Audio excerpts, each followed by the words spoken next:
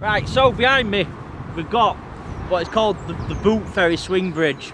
Now the Boothferry swing bridge was here before the Ouse bridge on the M62. So before the actual construction of the M62 motorway and the Great Ouse bridge here at Howden, the Boothferry swing bridge was the first inland crossing of the River Ouse before, as it come from the Humber estuary.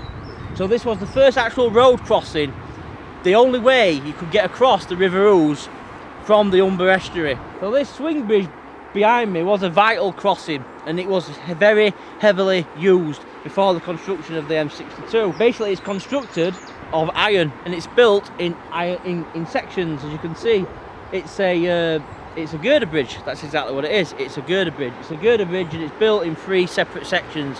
Now one of these sections does swing out of the way for high vessels with tall masts, such as boats and things. If boats need to get under this bridge, obviously it's a pretty low bridge. It's a pretty low bridge, and it's low in actual height, right? So if a big vessel wants to go up the actual River Ouse towards the city of York, for instance, and it's got a really high mast when the tide's actually in, obviously the mast's going to be too high to go underneath this bridge, so the bridge actually swings out of the way. So it actually swings open and closed. So let's take a quick look at the Boothferry swing bridge here at Howden. So we're just here outside at Boothferry swing bridge, and we've just found this little derelict hut, right? This derelict hut, as you can see behind me. The derelict hut. Whoa, what is it? There it is, definitely. It's an old, basically it's the old control station for the Boothferry swing bridge. When they constructed the new control tower, this was the actual control station. So the swing bridge would have been operated from this actual hut. Now obviously things have moved on here at Boothferry. Times have moved on, things have changed, and this has become derelict and disused. So this is the disused control hut for the Boothferry swing bridge. As you can see, we've got a control tower which is situated on top of the actual swing bridge itself. That is the new control tower. Obviously we've featured the old control tower.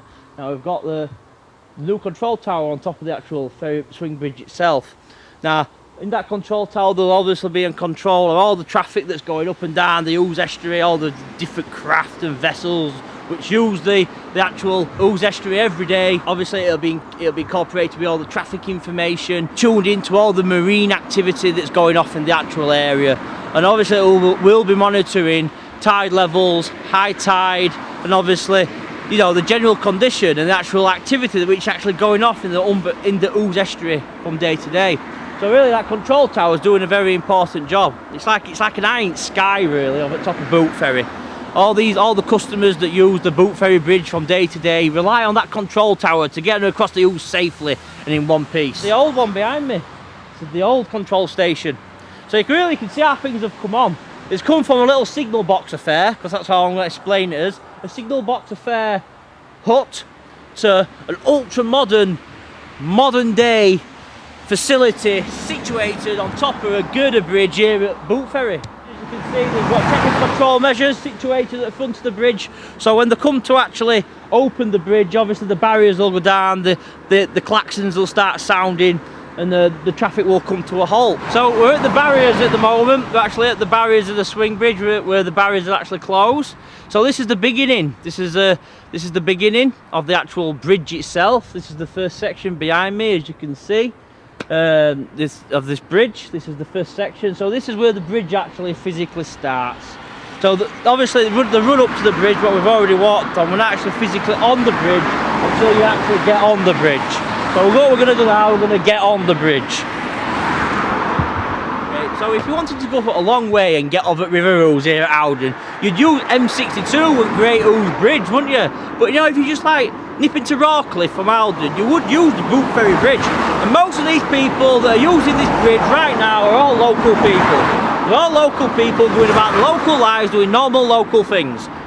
So these are just local people using their local girder swing bridge here at Boothferry.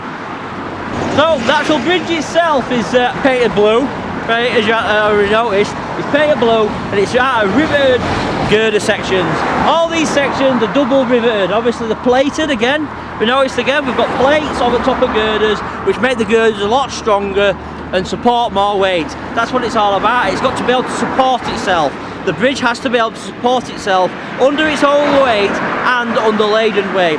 So this is how we do it. We do it with plates and girders and riveted steel. And these rivets run all the way through the bridge and all the way through the box sections. And there's thousands of them. There's thousands of rivets and plates that hold this bridge together. This local bridge. Now this is the bit where it starts to swing. If you pay attention to the course actually changes. Changes to wood. So obviously it goes from concrete to wood. So this is the actual physical part of the actual bridge that will actually swing out of the way. So it swings to an anti-clockwise direction. So obviously the wood panels on the floor is actually the bit that actually will swing out of the way. And yet again, it's got its own individual box section built in girders. So obviously where the join is, obviously you've got its own section, and you've got the control tower on the top of the actual swinging section. So the whole control tower on top of this bridge rotates with bridge as well. So the actual person in the actual bridge will actually spin round with bridge. So if you're controlling this bridge, you'll actually move with it. So quite impressive really. Quite interesting as well. Part that swings is actually freestanding away from the actual rest of the structure of the bridge. That stands on its own, right? But the actual other two sections are actually fixed in situ and don't move. So really, in a sense, this swing bridge is actually two bridges together. It's a bridge that's fixed, and it's also a swing bridge in its own separate section. Yeah, so basically it's just a turntable. Just a turntable, a big turntable over at River Ouse. That's all it is, but it's the Boothferry swing bridge. Calling the end world of everything.